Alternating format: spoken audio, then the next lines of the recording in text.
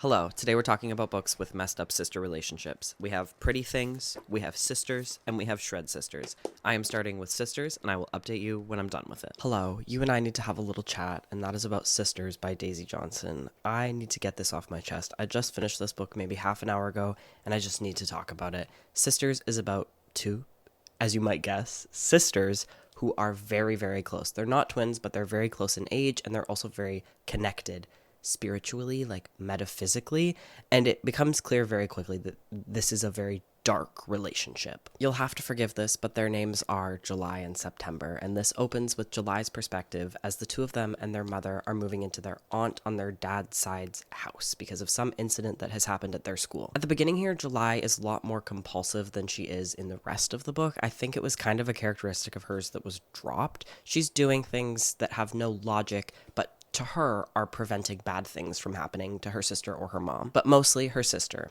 Her sister, September, is older by 10 months, and she is so unbelievably controlling of July. She forces dependence onto her younger sister, and her younger sister lives with this anxiety that September is going to leave. Their dynamic is established instantly, with July being meek and nervous and following in her sister's footsteps, and with September being the leader controlling everything that July does. They seem to have some history with this house. Their father is dead, and they didn't know that he had died until a year after his death because he wasn't in their lives. We learn a little bit more about his relationship with their mom later on in the book when it switches to her perspective, but for now, what we know about this house is that September was actually born in this house, which is news to July and devastating because she thought that the two of them were both born in Oxford, and it becomes clear to her that that was important. The last time they had stayed in this house was when their mom was in a depression, which is something that she's struggled with for a long time, and at this time, July had a really hard time sleeping, and this is when her and September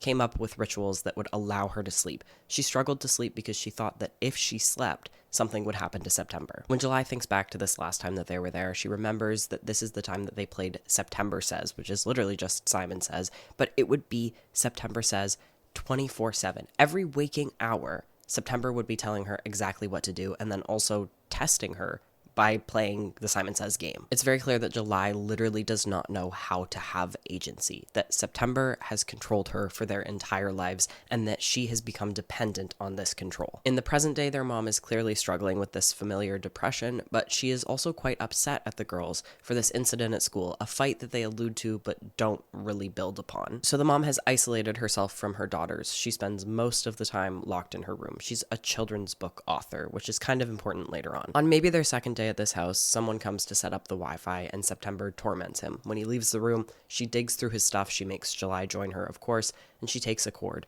And then he notices that a cord has been taken, and when he asks her, hey, where's the cord, she just repeats back everything that he said over and over again. She just mocks him, even though this is her working against her own best interest, just in the name of cruelty. Around this time in the book is when July says, I think, the perfect thing to encapsulate her relationship with her sister, which is, she tethered me, not to the world, but to her. July starts thinking back to the bullies at school and the context for this incident that keeps being referenced. The sort of like inciting incident was her being pushed into the pool and smacking her head and needing to be taken to the nurse. That night she got a text on the phone that she shares with September, that September insisted that they share, from a boy named Ryan, who she has always really liked at school, but has never spoken to or even looked at, really. She is an incredibly shy and quiet girl, and of course, September has isolated her from all of their peers. I mean, partly on purpose and also because she is a very scary, unsettling kid. She is frighteningly cruel and weird. July starts this texting relationship with Ryan, and you know immediately that this is not actually Ryan texting her, that this isn't going to end well, but it is kind of nice to see July's first experience doing something outside of September's control or oversight. So she continues this texting relationship with Ryan, and it's her first ever secret, and it's both terrifying and freeing. But it also becomes all-encompassing, particularly at this book launch for their mom's newest children's book. It's in a series of books that she has written starring July and September. Not only did these books use the sisters' likeness, July's identity is yet again being created for her for other people's purposes. So already with this book launch, there's a history of July being forced into specific roles and being used how other people want to use her. She sneaks off into the bathroom and becomes completely focused on texting this boy, and he asks her to send him a photo. He says, "I like you." She says, "I like you too." He asks for a photo, and she sends him a photo of her topless. This is one of the first real indications of the age of these two girls. You know that they are 10 months apart, and you've heard stories of them coming to this house when they were like 10 and 11, so you know they're a bit older than that, but they seem very, very young. And I will say that this book does a great job of giving you like a really unsettled, like disquieting feeling as you come to slowly understand exactly how old they actually are, which is so much older than their maturity would lead you to believe. So of course, this person that she was texting was not Ryan. It was the group of girls that have bullied her at school, and this photo of her is everywhere. It's printed out, it's hung up on lockers. She never stops seeing it, and September is enraged by this injustice. She gets into a fight with one of the bullies. They both get suspended for 3 days, and when she comes back, she is just like a ball of fury. And then we come to know that the incident that has sent them to live at their aunt's house, some sort of stabbing has happened. We don't know the outcome, but we know that September had a plan to lure these bullies out to the abandoned tennis courts at their school, and she brought with her a very sharp kitchen knife. After quite a lot of reminiscing and reflecting, it jumps back to the present where September and July are walking along the beach near this house, and they run into a boy near their age who invites them to a party on the beach that night. At the beach party, everyone, including September, is encouraging July to drink and drink and drink. They just keep putting drinks into her hand, and of course, she gets way too drunk. There is then a scene where it's very unclear whether or not she is being assaulted. She sees September being led away by the boy that she had liked, the boy that had invited them, that she had been flirting with the entire party, and she can feel September losing her virginity. They are connected, like in the weird stories that you hear about twins, like being able to feel each other's illnesses, and she feels a second tongue in her mouth. She feels her body being entered. She feels the pain of it. To her, this is happening to her, but it's only happening to her because it's happening to September, and they are one person. And that's where part 1 ends. Part 2 opens with their mother, Sheila's perspective. And I was kind of unsure about this shift into her perspective. It is not in first person like July's is, but it does use that same like very dark, creepy, flowery language that I think works really well for a maladjusted, fucked up teenager, not so much for an adult woman. In this pretty brief perspective from the mom, we learn a little bit about her and the girl's father, who she had to leave because he was abusive, and how after she left, he would try to break into every house that they were staying in, and in some ways, they were in hiding from him. We also learn about his relationship with his sister Ursa, who owns this house that they're currently staying in, and how it sort of mimics the relationship between September and July, like the manipulation, the withholding of affection, the control, and just that devotion and loyalty and command and control dynamic. And we learn a little bit about her perspective when it comes to her daughters, who she has seemed very distant from throughout this book. We learn that she feels outcast from them because they are so close to each other at the exclusion of the rest of the world. She talks about trying to befriend her own children who just want to speak to and be with each other. How she would watch them as babies having the same dreams and talking in their sleep. How September would put her ear up against her mom's stomach and just talk to her sister in there before she was even born. Sheila is clearly quite unsettled by September, but unwilling to admit that to herself. And she's also trying not to see the similarities between September and September's father, who was her abuser. I think this is a really interesting reframing of the relationship between the daughters and the mom, because from July's perspective, we see that her mom has shut them out. She's disappeared into herself, and you can think that part of it is this lifelong depression that we know she's struggled with, but also part of it seems to be maybe like anger about the incident at school. But with the mom, we see that she feels shut out from her children. She doesn't know or understand her daughters. We go back to July, who has woken up bruised after this night on the beach. She also has this coin-shaped spot on her forearm that is lighter in color and won't rub off, and it is spreading. And she notices that it's the color of September's skin, who's quite a bit more fair than her and her mom. But these bruises on her body do point to the fact that something did probably happen to her for real on that beach. we see a game of hide and seek between September and July. And in this game, July is the seeker, and she is kind of being haunted by September, who she'll see in the corner, and then she'll lift up the duvet, seeing September's feet underneath of it, and then she's not there. I'm not going to spoil what happens, but at the time I read this, I will say I thought this was very interesting, how September haunts July. Of course she does. She has controlled every choice July has never made a choice. September is like the puppet master. How could July possibly be separate from her, even when September is hiding? July and September go to the beach, and there's this bird watching tower that July is afraid of. She doesn't want to go in, and September keeps beckoning her in, like pushes her in, and July has no ability to say no to September.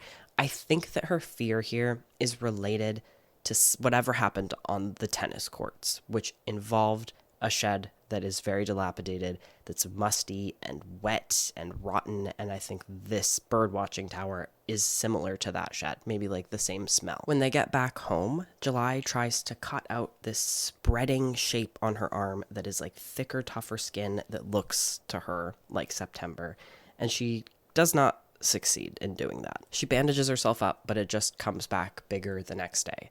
The next day, there is this very, very, very strange, disturbing sequence where July and September are painting a room in the house, and July's perception of time is so muddled. She sits on the couch and she watches in like 3 seconds as September paints the entire room. And then it goes back to just half of the room being painted. And then September is going into the bathroom and closing the bathroom door, and it's days and days that it takes her to just slowly close the bathroom door. It's fucking freaky, and it's really well told, and you don't know if this is a moment of psychosis or if it's a dream. The boy on the beach, his name is John, comes over to the house, and July says, "Do you want me to get September?" She's still hurt that the two of them had sex when she had expressed clear interest in John. And John's like, "No, I want you." They have sex. He says, "That was great, just like last time." And she's like, "Oh my God, this is so embarrassing. He's getting me confused for my sister, even though we don't even really look the same." She starts talking to him, and he starts getting this kind of like fearful look in his eyes. And she says, "Should I go get my sister?" And he's like, "If you want to, I could meet her." And she's like, "You've already met her. We were together on the beach." And he's like, "I have never met your sister. I don't know what you're talking about." And it was at this point that I put my head in my fucking hands, and I took a deep breath, and I almost threw the book across the room, because it became very clear that September has been dead the whole fucking time. I'm so upset about the turn that this book took, but I'm going to do my best to continue relaying it for you. July now remembers what happened at the tennis courts. There was never a fight. The bullies never made it there. When they went out to the tennis courts, there was a big storm. A tree fell over, knocked a light over, and the light fell into a puddle and electrocuted September, and she died. And she has been dead for the entirety of this fucking book. It is the worst plot twist you can choose to do in a book that could have been so good. I'm sorry, I had to complain, and I kind of told that in the wrong order. After John says, "I've never met your sister," September comes rushing down the stairs. She's holding a pair of binoculars that have been kind of important, but whatever. And she swings them at his head, and mid-swing, her arm becomes July's arm. And John, it says, for a second, looks stunned but fine, and then he falls to the ground unconscious, which is creepy as hell. Fuck, I hate a fucking head injury. So July knocks John over, and she realizes that her sister has been dead the whole time, and she thinks about wanting to go upstairs and find her mom.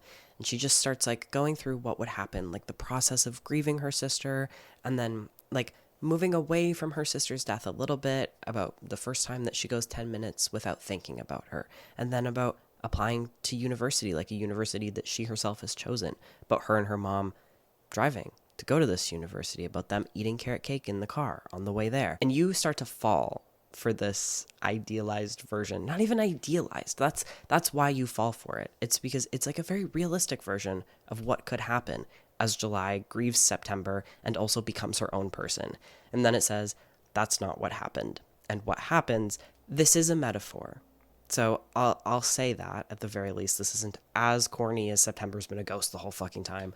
But what happens is that September takes over July's body. Throughout the book, it has said many times, a body is a house. And she says, if a body is a house, then I'm in the basement. And September fills every room.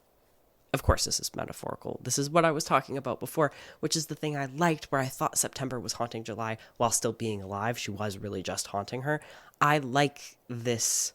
July cannot separate herself from September and is taken over by September's thoughts and personalities and her ideas about what September would do, how she would approach things, the choices that she would make. That is my issue with this book. That's why I felt so disappointed by it, because that is endlessly interesting. The complexity of the grief that July would feel is something that I wanted to know about so badly, but because this relied on having this stupid, ridiculous plot twist, it gave no time to actually explore that. It was like probably 20 pages where we even considered what July's grief might look like. I would have even been okay if September had been dead the whole time but hadn't been a ghost. That would have been fine. And maybe if the realization of that with July had come a little bit sooner so that we could spend more time in the aftermath of September's death. But no. She was dead the whole time. We were liars. I can't remember a book going from so high to so low so quickly. It disappointed me so much, I almost wanted to just stop reading. I was genuinely pissed off at this book and at this horrible choice that it had made. Because the thing is, this has fascinatingly dark and disturbing characters and dynamics that I loved reading about, I loved exploring, and it absolutely destroys any value that it has with a ridiculous twist. We don't need the twist. You had a good book. Ugh. Why did you choose to tell this story? It truly went from high 4s to an absolute max of 3. I am so pissed off because this was atmospheric. This was pretty beautifully written. Maybe like a little bit gloomy and dramatic, but in a way that really did fit with the characters, and that even some kind of overwrought lines I could get past. It had a tone that I loved. It was fast-paced. I wanted to read about them so badly. It was like unjust in a way that you could feel the frustration of. Suffocating, unsettling, disquieting. Absolutely delicious in all of these things, and then it just throws it out the window at the end. Despite that, I can still spend a lot of time thinking about these characters who were very well developed and very interesting, thinking about the ways that their relationships affected them and what they grew out of was just fascinating to me, and it still is, even though I feel betrayed. This is certainly a very creepy sister story. It is a very specific sister dynamic that is so hard to look away from. And while it is blown up for sure, I don't think it's all that difficult to see echoes of it if you have a relationship with a sibling. I really liked how the forced dependency was explored. I liked how we saw July's dependence on her own dependency. The few chapters from the mom gave a really eye-opening reframing of her relationship with her daughters. There is something pretty massive that is missing here. It felt like a gaping hole that really begged to be explored. I don't think it had to be, but I also think, like, why would you add these things in if you weren't going to, like, really do anything with them? And that was race. July is said to look a lot more like their mother, who is Indian, where September doesn't look like either of them and is a far, far, far whiter looking person. Absolutely nothing about that. Absolutely nothing about these two sisters being so close and September being closer to whiteness than July was. Absolutely nothing about how that affected their relationship. I think it was truly just like September looks more like the dad who was an abuser, and that was it. There were other ways to do that didn't involve giving two characters a racial description and then not ever having that really impact them in any meaningful way. It did just feel a little bit like the laziness of a white author who didn't really know what to do with the race that she gave her characters, but then just like kept it in anyway. If you are okay with a stupid fucking plot twist, you should read this book, because outside of that, I really did enjoy it. I thought it was great. I had a lot of fun reading it. It was very quick to read. I was excited to pick it up. You do have to suffer through the worst reveal that a book can reveal. And, you know, maybe I am alone in writing off this specific plot twist, which is something that I think it's really hard to do right. But I can just see so many different ways that this story could have been told while still having this very, very, very interesting exploration of this specific dynamic. It's just one of those cases where it was massively disappointing because it was really good. Ugh. Okay. I'll see you after I've read the next book. Bye. Hello, I'm here to talk to you about Shred Sisters by Betsy Lerner. This follows our narrator, Amy, and her relationship with her older sister, Ollie, over the course of 20 years, while Ollie deals with some pretty severe mental health issues. As filled as this is with continuity errors, it does technically have a timeline in that it begins when they're young and moves through their lives until they're in their 30s or 40s. It doesn't have really like a narrative. It's more a whole bunch of loosely connected stories. And in that way, it kind of feels like it's told as a memoir, and I wasn't going into this wanting a memoir. I mean, this is not a memoir, it's a piece of fiction, and I think that it's really taking all of the worst parts of memoirs as a genre and transferring it onto fiction and losing all of the best parts of fiction. So growing up, Amy and Ollie are 4 years apart. Ollie is volatile, she's moody, she's rebellious, she gets what she wants, and she doesn't care who she hurts in the process. And she is reckless to a pathological degree. Whereas Amy is like shy, she's bullied, she's quiet, she's the outcast, she cares a lot what people think, and then like in contrast to that, Ollie is very cool and she doesn't care what other people think. Ollie lives very fast and Amy lives a lot more slowly and deliberately and kind of like meanderingly. Like she talks about how she never gets to the point when she's telling a story, which, I mean, she's the narrator of this. This goes on for probably 150 pages too long. I think the perfect way to describe the dynamics in this family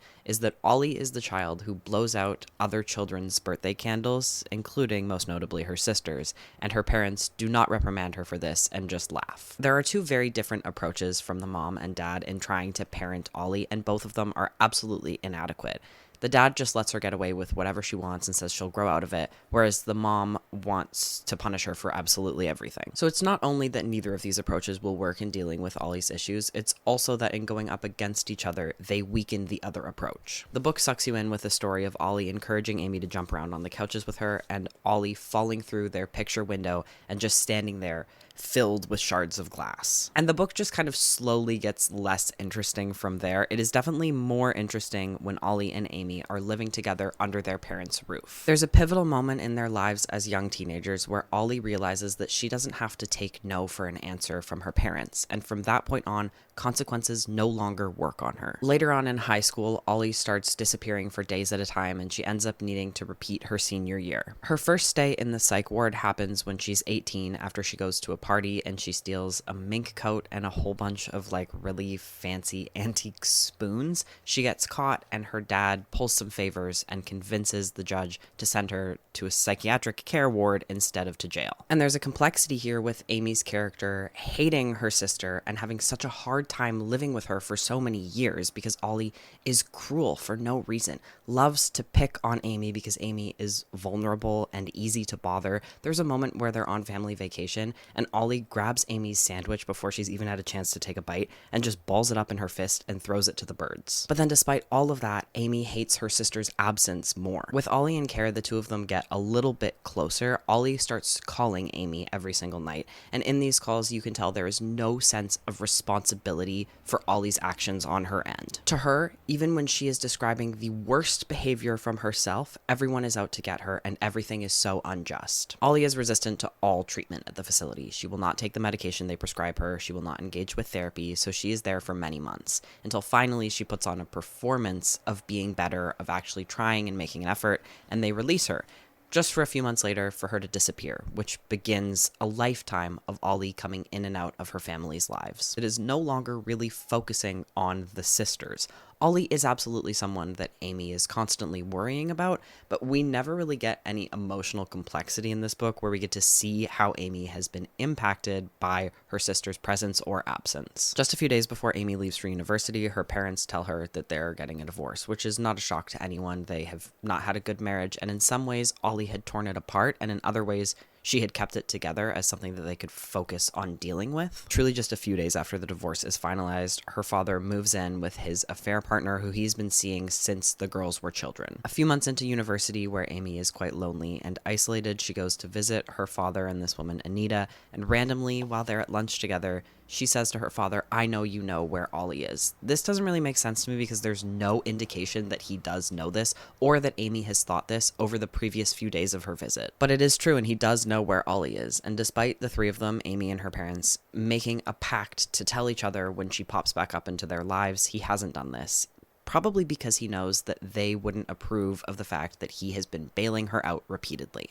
Her father has a lot of money, and a lot of money is spent on Ollie's care that she refuses to engage with and on getting her out of jail. In Amy's life, she has thrown herself into school, both in high school and now in university, and then she graduates and she throws herself into grad work. She's doing some sort of research onto the freeze response, and it's the center of her whole life. She doesn't have to think about anything else as long as she is in the lab studying. But when her applications for funding get rejected, her whole life falls apart. But this also marks a shift where she's no longer so focused on her schooling, and she actually finally ends up meeting people. First, she meets Kira, a woman who works in the same lab and overhears her crying in the bathroom, and then she meets Josh, who I think also overhears her crying, but just she's sitting on some steps outside of a building, and they go out for dinner. Kira becomes one of the first friends she's ever had in her life, where Josh becomes her first sexual experience, though it takes them quite a while to get there. While Amy is living her life and finally maintaining some interpersonal relationships outside of her direct dysfunctional family, Ollie pops back up in their mother's life, acting as though she's fixed, as though she's on medication, and that she is going to stay. Their mother falls for this performance of stability, and the two of them start planning for Ollie to open up a bakery, which their father gives $70,000 in funding to. Ollie takes off with that $70,000, and there are no consequences that she ever sees for this. Amy and Josh have moved in together, but more as friends. He's in a tough spot, and he's sleeping on her couch, though they are having sex and kind of going on dates. They're never officially in a relationship, but despite that, it does break her heart when he runs off with a woman who he's not technically cheating with, but also not cheating with. Amy becomes a little bit depressed without purpose in her life. Grad school had been her purpose, and then that all fell through, and then she really focused on Josh, who was very chaotic and kind of a disaster. She funded everything for him. He had no money, he had no place to stay, and she put a lot into their relationship, and then he's abandoned her, and now she has nothing except daddy's money to fund her life. Then one day, Amy decides to take control back into her life, and she overhauls her apartment so she can get rid of everything that reminds her of Josh. And she just happens to go into a mattress store where she finds a man sleeping on one of the display mattresses. He's a lawyer and he's overworked, and his name is Mark, and the two of them fall in love. And through him, she actually gets her first job at a publishing house. The two of them are actually an official couple, and they move in together, and then Ollie appears back in their lives. She's now living in LA and dating a producer. Amy goes to visit her. Ollie tells her this fantastical story about how she went to an open casting call, and this is where she met the producer. And then later she admits that actually they met when she was doing sex work when she first arrived in LA. While Amy is happy to see Ollie, she also knows that she's not going to be able to stay here for long, and that she will end up abandoning this producer who loves her desperately. And it doesn't take Ollie very long to fulfill that prophecy. In Amy's life, she's getting married to Mark, and there's kind of this ever-looming fear of Ollie showing back up and ruining everything. But it's not Ollie who shows up to ruin everything. It's Josh, who she runs into on the street. She hasn't seen him in years, and he's like, "Oh my god, actually, I'm in love with you." He kisses her the day before their wedding. This asshole, this man who left her so abruptly, overturned her life for another woman, is now like, "You need to leave your fiance for me." She doesn't do this, and she goes through with the wedding, but he has planted some seeds of uncertainty. On the day of the wedding, there's this conversation that Amy has with her mom, who she's always had kind of a difficult relationship with, because her mom is truly just kind of a difficult person in a very basic, shallow way. In this conversation, Amy says to her mom, "I'm not Ollie. I won't take her place. You can't keep punishing me for not being Ollie." But like, what? This has never been shown in the entire book that there is any sort of dynamic that reflects this sentiment. It seems that this is just something that someone might say in this situation, but there is no concept of why. This has never been something that Amy has previously felt in her life. She has never spoken about this. We have never seen this reflected in the mom's actions or in the way she speaks to Amy. It makes genuinely no sense. And this is something that happens quite a few times in this book, where it seems like characters are saying things that are like cliches, but don't actually fit in with what we've been shown about them. Mark and Amy's relationship falls apart without Ollie's help. There's this like very typical incompatibility, inflexibility with both of them. They go to couples counseling, it doesn't work, and they divorce. After a long time of just like relaying very boring day-to-day moments in Amy's life, Ollie shows back up at her work, cleaning herself in the bathroom. One of her coworkers comes over to her and says, "Oh my God, Amy, there's a homeless woman naked in the bathroom, like rubbing herself down with paper towels," and Amy thinks that's my sister. Ollie stays with Amy for a month or so. For the first bit, she's very out of it, very sedated, which is typical in the pattern of Ollie disappearing and showing back up. When she comes back, she often can't really give any information about where she has been. Amy knows that Ollie's leaving is inevitable, and Ollie does leave, and she steals a whole bunch of money from her sister when she goes. During her time working at this publishing house, Amy has had really just one other close friend, Courtney, who is the connection that Mark had that got Amy this job. Courtney and Mark went to high school together. And Courtney one day admits to Amy that she is seeing Mark and that the two of them are in love. And Amy just knows that this had started before the two of them had officially broken up. So she's now lost not only her husband, but her best friend. She has a quick relationship with this social science writer, TJ, whose book she publishes. His wife calls her one day and says, "You're not his only affair partner." It's boring, like it doesn't matter. I just don't care about her relationships with men at this point, and that's kind of like all you're getting for the middle chunk of the book. Probably the middle 2/3 of the book. Amy doesn't see Ollie for quite a while until her mom is put into hospice for a brain tumor and dies with both her daughters by her side, and then Ollie disappears yet again. After a few months, this kind of mirroring of Josh and Ollie as both being like very chaotic forces in Amy's life becomes no longer the one subtle thing in this book and way too overt when Josh shows up, clearly addicted to drugs and asking Amy for money over and over again. She ends up taking him to rehab, and in rehab, he dies, and she blames herself for it. And then what happens in this book is that Ollie shows back up at her dad's place, pregnant. And would you believe it, a baby fixes her. Amy's storyline ends with her meeting a man at Kira's wedding, and you assume that this is the guy that is really going to work out for her with. What a fucking backwards message. That was truly the cherry on top of a pie made out of human feces. This book was awful, and the ending really drove home how much I fucking hated it. Truly, it was bad on every level a book can be bad. That message is like the worst thing ever. Other than that, it had no meaning, it had nothing to say, it had no depth. I had no sense of the narrator's personality or character, even though I followed her for literally 20 years. This is supposed to be about the relationship between these two sisters, and I never got to see how Ollie's personality and her behaviors affected Amy. In a book that is largely following Amy's interpersonal relationships, her relationship with her sister should have meant something in how she formed relationships later on in her life. Sure, you could say there was something with Josh, but then that became so explicit, it was just stupid. The absolute lack of emotion was compounded by this thing where I felt like the author was just saying what she thinks someone might say in a situation with no understanding of like why or of things needing context. Even just this conversation with Ollie and her parents when she's a teenager. "It's not up to you," my mother said. "They can't make me." "Olivia," Mom said, "you don't have a choice. At least Ben loves me." Why would she say that? It was not part of the conversation previously at all. She just said it because that's something that the author thinks people would say. It's meaningless. And then on top of all of these other problems, there's also this absolutely bungled timeline, both in her life and like historically. Every pop culture reference that happens in this book does not fit into the timeline. Every time it tries to tie itself to a specific time, which it does without managing to be atmospheric at all. So you feel like you're reading a modern book and then suddenly it'll be like, it's 1978. All of these pop culture references don't fit into the time it's tying itself to. Or even like Ollie being diagnosed with a mental illness that is not diagnosable until like 15 years after she's diagnosed with it in the book. The voice was so weak, it felt monotonous, and the end is just event after event after event, relayed with no information and no impact on Amy, who I never felt like I could get close to. You're always kept at arm's length from her, and she's very unlikable in an uninteresting way. This rant is all over the place at this point, but I really want to hone in on this issue issue of atmosphere and setting. I think it's ridiculous to write a book that could very easily take place in a number of different decades and then every once in a while specifically ground it in 1 year. Like, if you start this book, you'll think, okay, this could be literally any time between 1970 and 2020. And then all of a sudden, it'll talk about their mom going to the 1939 World Fair. And you're completely pulled out of it. Like, what do you mean that's when this is set?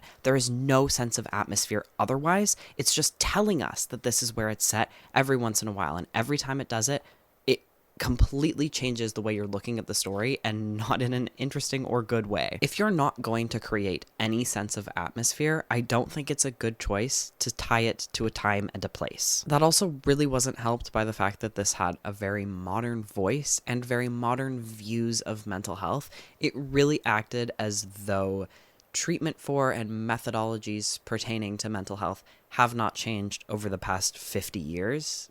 I don't think that's true. I can pretty confidently say that's not true. I also thought it was kind of fucking stupid, the undying belief this book had in talk therapy and medication, though it shows you many a time why Ollie might not be receptive to this kind of treatment.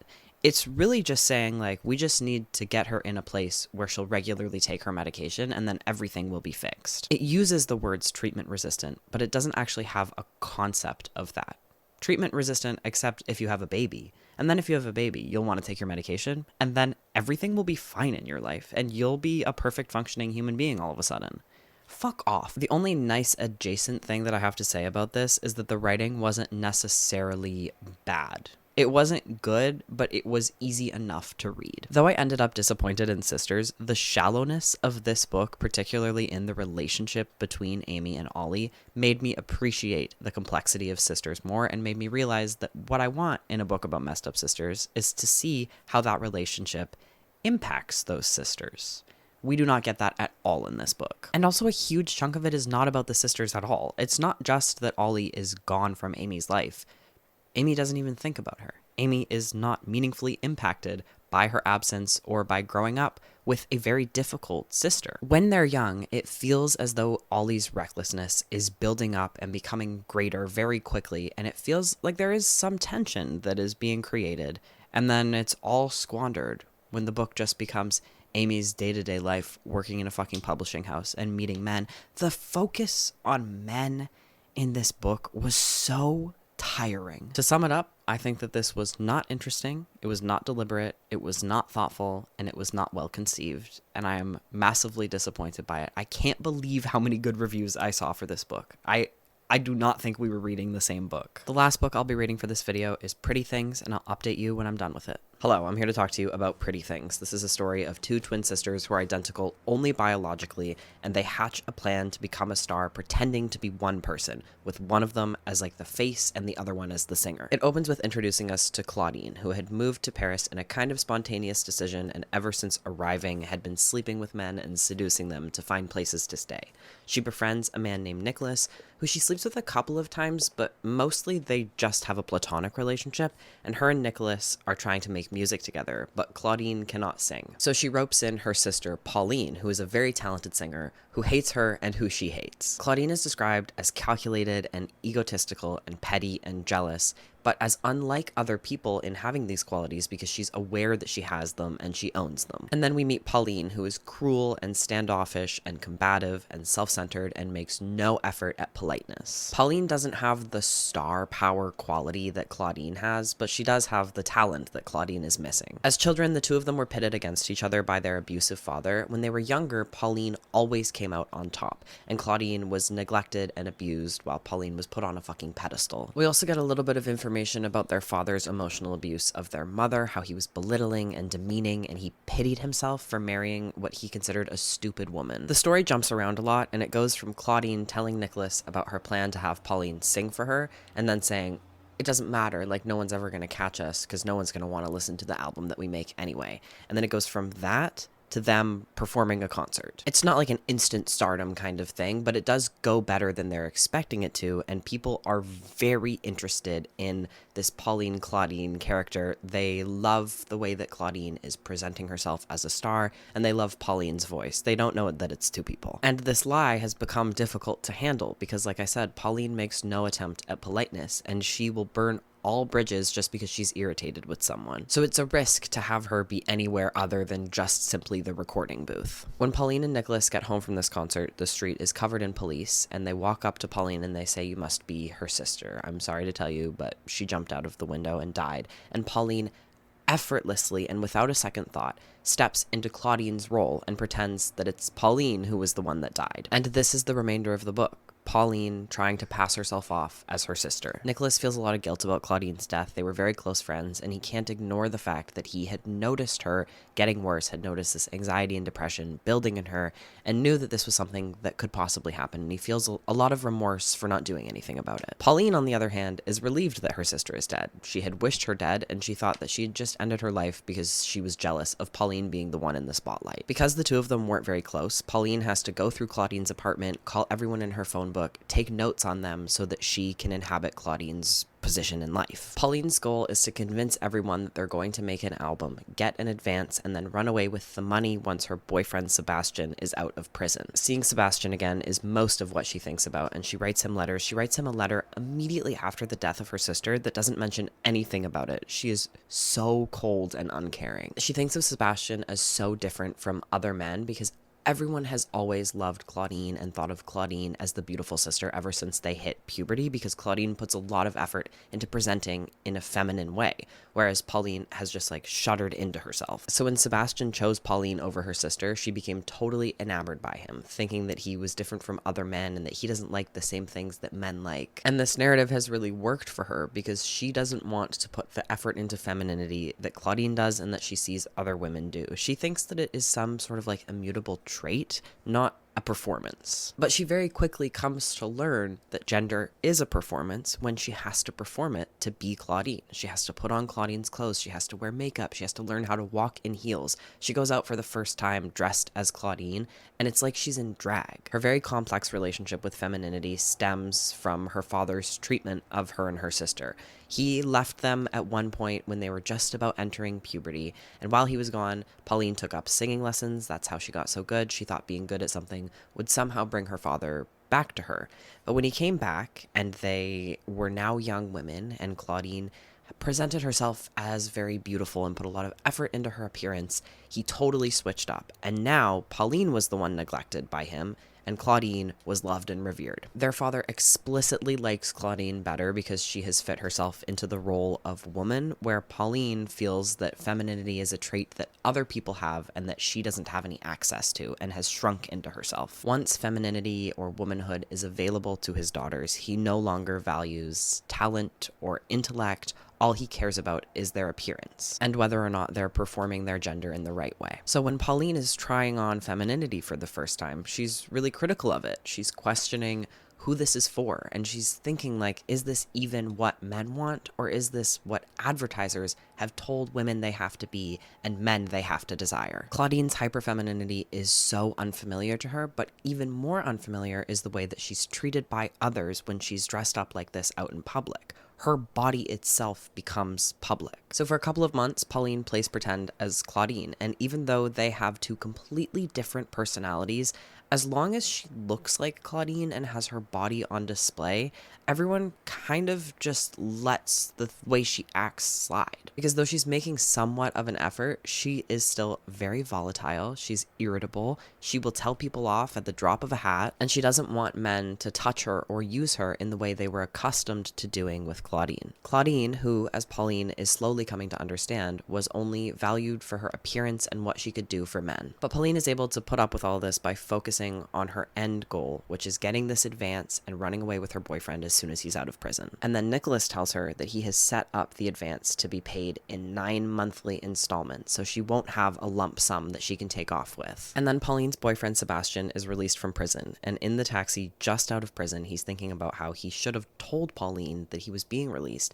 that he had justified it to himself, thinking thinking that he was going to surprise her, but that really he knows he just wants 2 days, and it's heavily implied that in those 2 days he's going to see a sex worker. And then it cuts to Pauline sitting in her sister's apartment when all of a sudden her boyfriend, who she thought was still in prison, buzzes to be let in, and she realizes that she's wearing Claudine's clothes and she's covered in makeup, and this isn't the kind of woman that Sebastian likes. So she goes and she scrubs off her lipstick as quick as she can, but it doesn't matter how she looks. When he opens the door, he pulls her right to him, and they start doing it, and it becomes very clear very quickly that he thinks she's Claudine and they were having an affair. I thought this was great. First, the reveal that Sebastian is not this perfect man that Pauline thinks of him as, and that he is cheating on her. And then it jumping to Pauline in the apartment, and you thinking that this jump is after the 2 days that he spent with a sex worker, and then realizing that this is where he was planning on going all along. I thought that was awesome. I think the book sets you up to believe that we have jumped in time because it's done that many times, and then actually it's still that same day. It was great. It was so good. I'm sure lots of readers caught on to what was happening before I did, but I liked understanding what was going on at the same time Pauline was. Pauline is like, fuck this guy. You know what? I'm going to actually do this album. I'm going to throw myself into this, and I'm going to get the money for me. And then Nicholas says, I need to talk to you. And he tells her that there's no advance, that all of the contacts he said he had, they all fell through. He had been lying to her this entire time. He says that all of the people who wanted to work with her in the beginning were interested, but they lost interest, when really what happened was he got bored and he stopped showing up to meetings with them. A label does take her on, but only because the big boss is fucking her, and Sebastian finds out and he leaves her because of it. She is a very talented singer, and she does have this star power, and so she's having some success with this label until one day her boss calls her and he says, you need to get down to the office right now. This is huge. I can't believe you didn't tell me about this. And it turns out that a porno that Claudine had filmed has come out. And there is something really interesting here with this specific violation that is not actually Pauline's body, but everyone is perceiving it to be her. Watching the tape, Pauline actually isn't all that bothered by the fact that everyone's going to perceive this to be her. She tries to get herself into a state of panic about it, but she doesn't really care. She does think a lot about her sister while she's watching this, and her sister's relationship with femininity and with men's desire. As Claudine, Pauline has realized how lonely her sister was, and she starts to empathize with her, this sister that she had hated. She's watching this tape and she's thinking about the two of them and thinking about what really separates them and whether or not Claudine had the same thoughts and feelings that Pauline has had in her role. Femininity and gender presentation had drove them so far apart, but Pauline has realized that they were deep down the same and that it's all a performance. Pauline starts kind of like quiet quitting the pop star job by just not showing up to meetings and not saying anything, and then she gets a whole bunch of advances that she has collected for a memoir and for multiple albums and singles, and she runs away with Nicholas. I think it was kind of a shitty ending. I don't think that the author was necessarily trying to say love conquers all or love is going to save her. I don't think that you can really expect Pauline to reach a state of liberation, but I also think it would have been a stronger ending if she had run away to a beautiful beach on her own and not needed to take a man with her. But at the same time, this book is very clearly saying things about men and the impact of their desire on women, and I think it would have felt really preachy if her arc had been completed with her completely turning away from that desire, when the book is saying you cannot be free from being impacted by men's needs. I think this was really interesting because in some ways it is kind of feminism 101, but not in the way that it's delivering it to you. It's not babying you or treating you like you don't already know all of these things about relationships between the genders. It's more just that the themes are pretty basic and surface level, but I don't think that's an issue. I still think that it is a story worth being told, even if, you know, it's not teaching me anything. And I don't really have a problem reading yet another piece of work that critically examines the artifice of gender presentation and the toll that that performance takes on women who are only valued by the metric of their appearance. I really liked the ways in which the sisters contrasted each other and how they perceived their own worth, especially how that changed from when they were girls to when they became women. And I think Pauline's arc was great and believable, of her looking down on Claudine for being so feminine and catering herself to men and then coming to really understand her. And I really respect that Pauline didn't come to like her sister in her sister's death and in being her sister. I think that would have felt really unbelievable. What Pauline felt for Claudine was pity. I thought it explored identity in an interesting way, this ease with which everyone accepted Pauline as her sister, as if Claudine, who did have a big personality, was so easily reduced to just the way she looked. After reading such a dull and cowardly book with Shred Sisters, I really appreciated that this book was making choices, even if they weren't exactly my taste. This has the same sentence structure that I really hated in Sally Rooney's Intermezzo, where it takes out the subject. And while I didn't love it in here, it was not overused to the degree that it usually is, and I respected it for being stylistically complex. And I think taking out the subject every so often really added to the detachment of the characters. I thought that the writing was incisive and to the point and sometimes funny. It had a dark satire to it. It did often feel a little bit translated, and I think that's often the case when you translate something that has stylized itself like this. I have an excerpt that I want to read for you that I just liked. Pauline returns to her seat, fingers the contract Nicholas brought back from the record label. She goes through it once more. There's no jargon or fine print that you might miss. Everything is black and white. I'm fucking you in every orifice. It's very clear. And the artist will do this, and the artist will do that, and the label will become their owner and will do absolutely nothing except milk the cow and drink the milk. While that quote and the premise might lead you to think otherwise, this book isn't really about fame. It's far more about gender and identity. I thought it was vulgar and transgressive and ugly and trashy, but it was not any of those things without purpose. While I think this was worth reading, and I'm glad I read it, I didn't find it an enjoyable experience to read. I think that it respects the reader in that it never babies you, it never talks down to you, and it is okay with leaving you confused and throwing you around, but I don't think that makes it very fun. Sometimes I was reading this and it felt literally just like word, and that truly could have been my problem, and I think in part it was, but this writing style does not invite an easy read, and I don't know how much I love that with a book that doesn't really have any depth. It's hard to put effort into something and then not get anything more than what's at surface level, though I don't necessarily think this would have been better with a lot of depth. I think that it had everything it was saying right out in front of you, and it wanted you to hear it, and it didn't want to fuck around. This is one of those books where if I had read it at a different time, I think I either could have loved it a lot more or hated it a lot more. I thought it was funny how both Pretty Things and Sisters made me hate Shred Sisters so much more than I already did. Oh my god, reading another book after reading that, it's like, wow, look at all of the things Shred Sisters refused to do. The more I think about it, the more I'm like, was that like one of the worst books I've ever read? Why did I give it 2 stars? That was a 1-star book. It was so bad. This just really made me think about how fucking dull the writing was in that book. I had no complaints about the writing, but that's because it was literally nothing. Like, it didn't even register to me. No choices were made in the writing of Shred Sisters. It was so cowardly. Anyway, that's all I have to say. Sisters are weird, and they'll fuck you up. Thank you for watching. Goodbye.